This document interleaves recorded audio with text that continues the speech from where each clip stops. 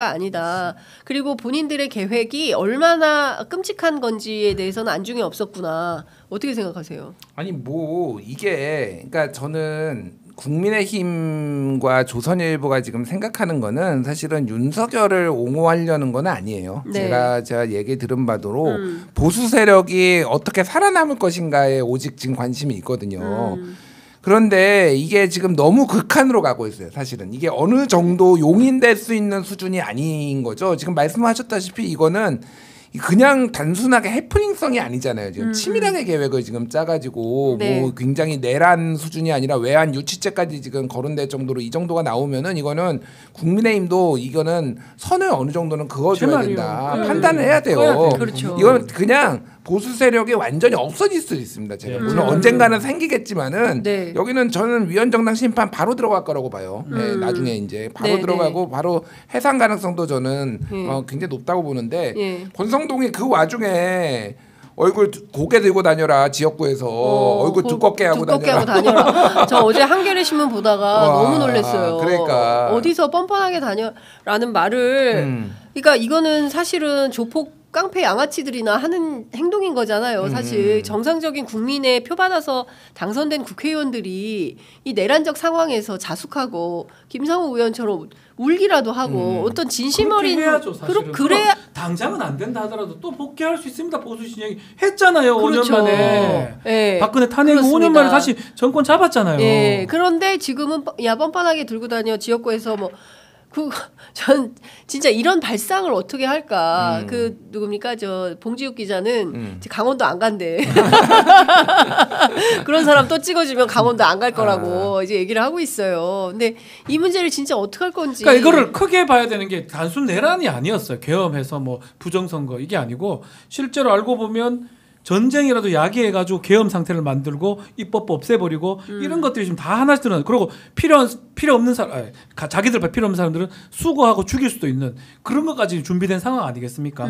그래서 저는 사실은 김정은이가 올 초에 이제 작년에 올 초에 그 신년에 헌법 같은 거 바뀌면서 두 개 나라다 이제 적대적 그거를 하면서 사실은 이게 좀 우연히 일치인지 뭐 의도된 건지 몰라도 시비 걸어도 안 하겠다는 거예요. 통일할 생각 없으니까. 그게 좀 커 보이거든요. 네. 그래서 보면 어물풍선 날리는 건 날리지만 그쪽에 이렇게 막 던지고 무인 띄우고는 다 우리 국방부에서 했던 맞아요. 걸로 보여요. 전쟁 한번 일으켜 보려고 생 난리를 쳤는데 그 기조 때문에 안 걸린 거거든요. 10월 달에 그리고 김정은이 그때 성명 냈어요. 네. 나만 침범할 생각 없다고. 그때 맞아요. 10월 달에. 네. 그래서 그때 즈음에 이제 국방부에서도 계속 했던 거 아니에요. 네. 그러는 게 왜 또 침범할 생각이 없는 것도 맞겠지. 당장은 해필이면 또 우크라이나에 군대를 보냈잖아요. 그치. 하고 싶어도 못해요. 안 되는 상황이에요. 네. 그러니까 북한을 말려들 생각도 없고 말려들 만한 여건도 안 된 거야. 네, 그러니까 네. 그러니까 이것도 해보고 저것도 해보고 막 다 쑤셔보다가 결국은 네, 진짜 부정선거로 지금 들고 나온 맞아요. 거예요. 그렇죠. 이게. 우스개 만평 그 기억납니까? 네. 한겨레인가 어디 우스개 만평이 김정은이 이렇게 TV 네. 보고 있는데 나만 TV 보고 있는데 계엄? 그 부하들 막 불러. 너네들 뭐 했어? 그러면 저희도 모릅니다. 그럼 왜 계엄을 했어? 막 그런 우스개 만평이 있어요. 왜냐면 전쟁이 났어? 그래서 김정은이가 물어보는 거야. 놀래가지고. 나만 우리가 침공한 거야? 그게 없습니다. NK 데일리에서 네, 보도한 내용을 그걸 바탕으로 한 너무 건데 빡쳤어요. 자기들끼리 놀랐다는 거. 우리 중에 누가 남한에 군을 보냈나 이렇게 보여가지고 장성들이. 이제 진짜 우스개로 얘기를 하지만 진짜 기가 막힌 상황인 거고 이를테면 김정은이 그때 도발할 결심을 했다면 어떻게 되는 거예요? 그러면 진짜 지금 나라가 초토화가 됐을 거 초토화됐을 거 아닙니까? 살면서 김정은을 칭찬하는 일이 살다 김정은을 다 칭찬하고 진짜 이게 뭐냐라는 생각이 좀 드는 건데 진짜 이거는 좀 어떻게 보세요? 지금 조선일보와 국민의힘이 뭐 물론 윤석열을 뭐 감싸고 도는 것은 아니다 말씀하셨어요. 실제로 안철수, 오세훈, 유승민 한 목소리로 헌법재판관 임명해야 된다. 그리고 박찬대 원내대표가 을사오적의 길을 가지 마라 한덕수 이런 얘기를 하는데 오판할 수 있잖아요. 예? 그리고 박지원 대표가 오늘 그 김현정의 뉴스쇼 출연해가지고 윤석열은 100일 지나면 우리 세상이 온다고 믿고 있다. 이제 이런 거면서 끊임없이 정광훈을 포함한 그 아스팔트 세력들을 모아서 반격을 꾀하고 있을 때 그때 어떻게 해야 되는지 그 얘기 좀 해주세요. 그러니까 일단 국힘의 목표가 뭐냐? 일단은 자기네들이 동원할 수 있는 법적 어떤 요런 잔기술들을 동원해서 최대한 시간을 지연하는 거는 맞고요. 근데 최종 목표가 정말로 윤석열은 그 생각을 실제 하고 있다는 얘기를 여러 루트로 들었어요, 저도. 자기가 이거 기각이야. 기각될 수 있고 시간 끌면은 뭐 내가 복귀할 수도 있다라는 생각을 하고 있다라는 건데 국힘의 얘기들 들어보면은 그렇게 다들 생각하지는 않는다라는 거예요. 그러면 행동을 좀 하지. 그러니까 자기들. 결국은 뭐냐면은 네. 사실은 각자 도생이 시작됐다고 보는 게 맞아요. 뭐냐면은 윤석열을 내주더라도 최대한 늦게 내주고 보수 세력이 살아남는 거 요게 지금 최종 목표라고 보시면 되는데 이게 여기에서 김건희 특검 얘기가 안 나올 수가 없는 거예요. 뭐냐면은 지금 최근에 건진 그 수사 체포해가지고 나도 그 얘기 들었어요. 예, 법사폰 확보했잖아요. 이거는 제가 이제 친한계 쪽 인사한테 들은 건데 네. 한동훈 대표가 지대한 관심이 있다 이 수사에. 지대한 관심이 있고 네. 이거의 최종 목표는 모 윤핵관이라는 거예요. 그러니까 자, 명태균 게이트에 걸려들지 않은 선수들이 있어요. 네. 명태균하고 사이가 안 좋아가지고 네. 반목을 해가지고 안 되는데 요 지금 건진폰에서는 주로 그쪽이 타겟이라는 거예요. 그래서 한 명 이름이 나온 게 윤한홍한테 청탁에 들어갔는데 본인은 거부했는데 윤한홍 플러스 더 있다라는 겁니다. 네. 제가 이름은 얘기 안 할게요.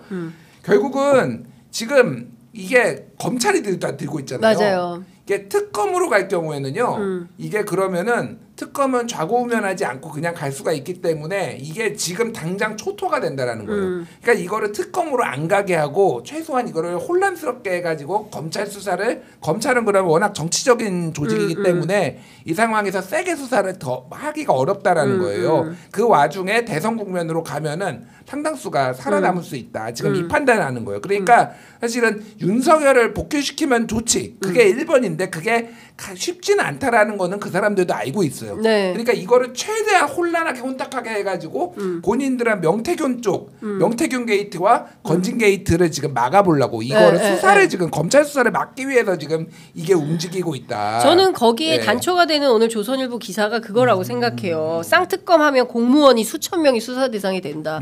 무슨 공무원이 수천 명이 수사 대상이 돼요? 국힘이 수사 대상이 되지. 국힘. 국힘이 수사 대상이지 무슨 공무원이 수사 대상이 돼요.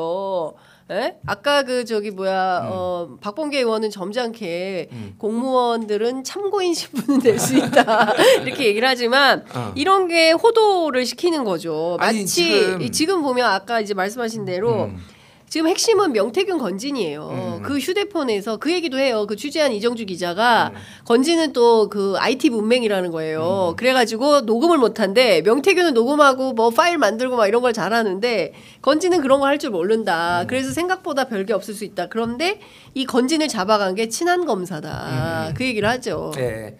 그래서 매우 한동훈이 관심을 가지고 있는 거는 한동훈이 지금 원한을 가지고 있어요. 그 사람한테. 나 누군지 알겠다. 원한을 가지고 있을 수밖에 없는 거지 이 상황이. 맞아요. 그래서 지금 그렇게 되고 있어요. 그러니까 지금 그래서 한동훈 대표 그 친한계들 얘기를 들어보면은 사실은 뭐 약간 해외 여행 가거나 좀 국내 여행 가거나 그게 아니라 집에 있다고 합니다. 그렇죠. 집에 있고요. 부지런히 전화를 돌리고 있대요. 여기저기. 여기저기 어떻게? 모르겠어요. 세력을 그러니까. 규합하기 위해서. 그러니까 일단은 약간 관망인데 그게 그 전화가 검찰일 수도 있고요. 네. 뭐 모르지. 나는 모르는데 상당히 그렇게 열심히 좀 관심을 가지고 있는 거고 한동훈 대표는 아마 대선 소위 말해서 윤핵관들을 본인이 검찰을 이용해서 쳐내고 대선 출마하려고 하는 게 아닌가 그렇게 조금 주변에서는 보더라고요. 한동훈 대표 뭐 하여간 지들끼리 다 싸우고 있으니까. 근데 어쨌든 그거를 위험을 너무 이 윤핵관들과 이 선수들이 대선 주자들 이 사람들이 정확하게 감지를 하고 있으니 지금 이 상황이 그렇게 굴러가는 거예요. 지금. 저는 이제 사실은 모두 계속 얘기했지만 이거를 아예 딱 개념화해야 될 것 같아요. 내란죄는 1997년도 그 판례에서도 나왔다시피 상태범 계속범입니다. 네. 지금도 내란 상황이라고 봐야 될 것 같고 윤석열 있는 이상 거기에 동조하는 사람들 거기 부하 내동하는 사람들도 민주주의 적에 대해서는 배려나 이런 그런 게 필요 없습니다. 가차 없이 해야 된다고 생각이 들어요. 시간 줬는데 어떤 결과가 났습니까? 엉망이 돼버렸잖아요. 이게 뭐 누가 할지 뭐 모르지만 어쨌든 간에 이게 민주당이 주체가 되지 어디가 주체가 되는지 상관없이 네. 좀 강하게 더 강하게 그냥 언론에서 자꾸 이상한 소리 한 사람들은 이게 가능한지는 잘 모르겠습니다. 네. 법률적으로 다 좀 이렇게 다 기록해놓고 다 해가지고 다 처벌해버려야지 우리나라에 앞으로 이런 일이 안 생겨요. 네. 그래서 이번에는 법치를 깨려고 하고 민주주의를 깨려고 하는 그 적한테는 한치의 배려도 하지 말아라 달라. 그게 국민의힘이든 뭐든지 간에 네. 그런 생각을 하고 앞으로 한다면 이렇게 진행을 해야 된다. 네. 그게 아니고는 이 위기 극복할 수 없다라는 생각이 전 너무 많이 들어요. 저 나중 얘기인데 요거는 꼭 저는 개헌에 넣어야 된다고 생각해요. 뭐냐면은 대통령의 사면권 제한. 그래서 형기에 미국처럼 형기의 3분의 2를 채우지 않으면은 사면을 못하게 하는 게 있고 또 하나는 네. 내란, 외환 이런 거는 아예 사면 불가능하게. 이게 사실 그렇죠. 전두환의 이 사례가 너무 안 좋은 경우 우리한테 맞아요. 이거를 남겼어요. 예, 그러니까 예. 역사적 이 안 좋은 사례를 남겼기 때문에 이거는 말씀하신 대로 그런 얘기는 나중에 할 얘기지만 어쨌든 굉장히 중요한 얘기예요. 제가 보기에. 이거는 절대로 못 진짜 오게.